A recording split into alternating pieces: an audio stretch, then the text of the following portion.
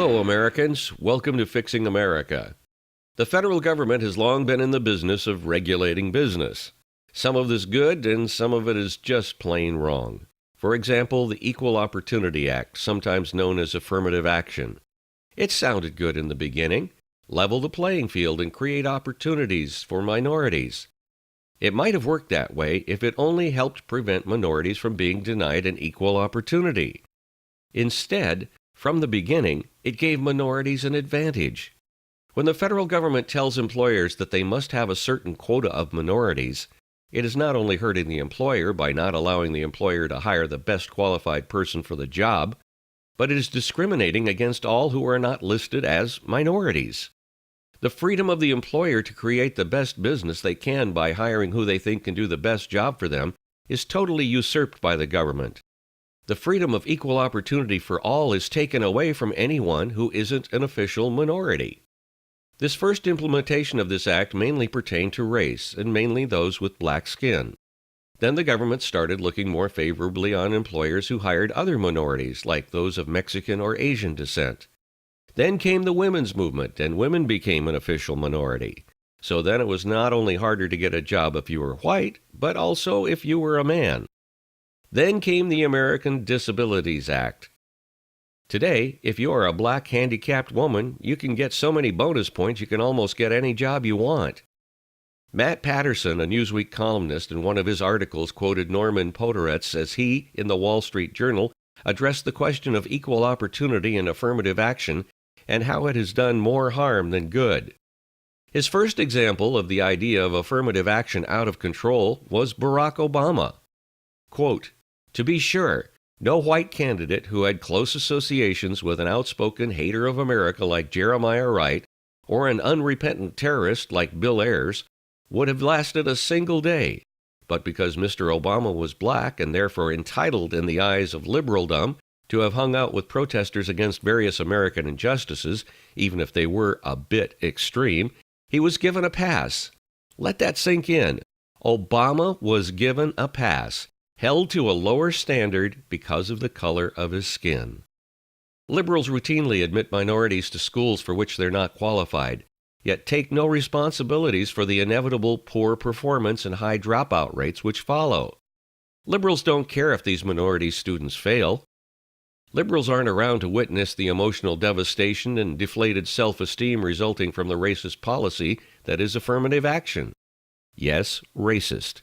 Holding someone to a separate standard merely because of the color of his skin, that's affirmative action in a nutshell, and if that isn't racism, then nothing is. Now, you may say you think these laws do more good than harm, if you're not someone who the laws have hurt. After 20 years in broadcasting, I was tired of being used and abused by radio station owners, never having benefits or security, having to work all holidays. I wanted more for my family. Things like paid vacation and sick leave. So I applied with city, county, and state governments for public information officer jobs that they had open. A public information officer creates press releases and sends them to the media, and sometimes goes on radio or television to explain whatever the city, etc., is promoting or doing. I surpassed all the qualifications in the job descriptions. I had a degree in broadcasting. I had been in radio and television for more than 20 years. I had taught broadcasting, including script writing, at 3 different broadcasting schools. I had run my own advertising and public relations agency.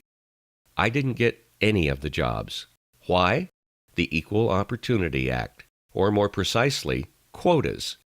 I lost the first job to a young black man who had been out of college with a journalism degree for about a year and had only written a couple of articles for a small magazine in a near suburb.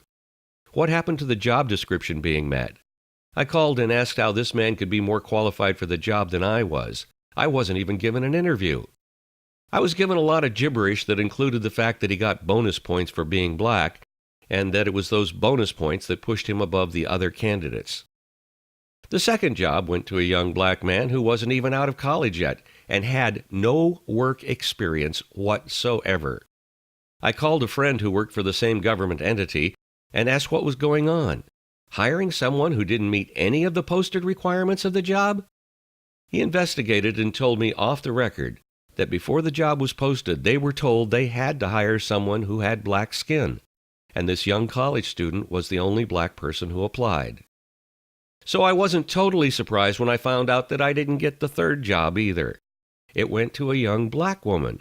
At least she had a couple of years' experience in journalism, even if she didn't meet all the requirements of the job description. I was raised like millions of Americans before me, believing that if you work hard, more opportunities open up for you and you can keep bettering yourself. That used to be true. That's one of the things that made this country great and why immigrants from all over the world wanted to come here. Well, I stayed in broadcasting, and I cannot tell you how many times a station owner has said, "Hire someone, but make sure it's a minority." Is it any wonder that so many people with dark skin have a sense of entitlement, or have no sense of pride because they know they get the jobs they aren't qualified for because of the color of their skin? I am very glad that the racism against people with dark-colored skin has largely been done away with. I am saddened that it has been replaced by racism against people with white skin. God bless America.